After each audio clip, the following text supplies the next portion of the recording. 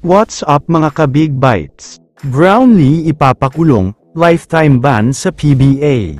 Pero bago ka sana magpatuloy sa panunood ay huwag mong kalimutang mag-subscribe sa aking YouTube channel. Short update lang muna tayo sandali tungkol sa coach ng SMB na si Coach George Galland, dahil may petition ang mga SMB fans ngayon na palitan na daw siya, dahil hindi niya alam ang ginagawa niya lalo na kapag crucial moments ng laro. Siya nga rin ang tinuturong dahilan kung bakit hindi nakapaglaro si Vic Manuel sa finals, at kung napanood nyo ang final series, ay nagkaroon siya ng challenge sa early part ng first quarter pa lang. Kinalaunan ay hindi ito naging successful. Kaya naman ang hiling ng ilan sa mga SMB fans, sana daw ay palitan na si Coach George at ibalik na lang si Coach Leo Austria, dahil mukhang mas alam daw nito ang mga dapat gawin, at mukhang mas deserving daw siyang maging head coach.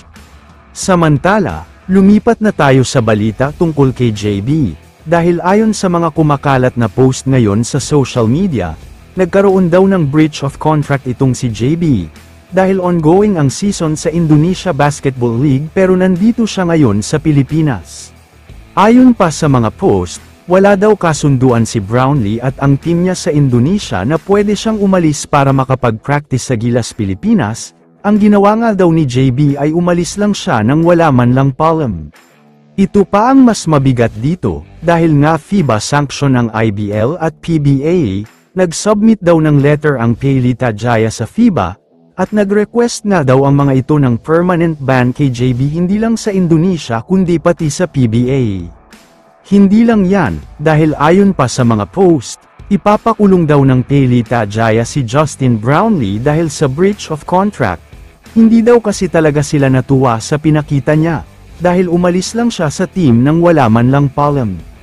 Pero kung ako ang tatanungin, hindi ako sigurado kung totoo nga ba ang mga kumakalat na post, pero sa tingin ko ay imposible naman siguro na aalis lang si JB sa team nang walang pahintulot. Imposible din na may breach of contract dahil marespeto si Brownlee.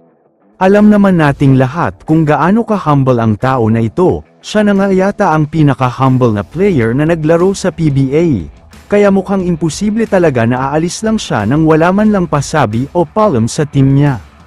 Pero hindi na ako magtataka kung totoo man ang balita tungkol sa pagpuwersa ng Pelita Jaya na bumalik siya. Dahil kumakalat ang balita na ayaw na siyang bitawan ng team niya, kaya abangan ang mga susunod na videos para sa karagdagang updates. Kaya naman kung kayo ang tatanungin, naniniwala ba kayo sa kumakalat na balita tungkol kay JB? I-comment mo naman ang sagot mo sa tanong na ito. So dito na nagtatapos ang video na ito. Maraming salamat sa pagsuporta at panonood mga idol. Ingat at bye-bye.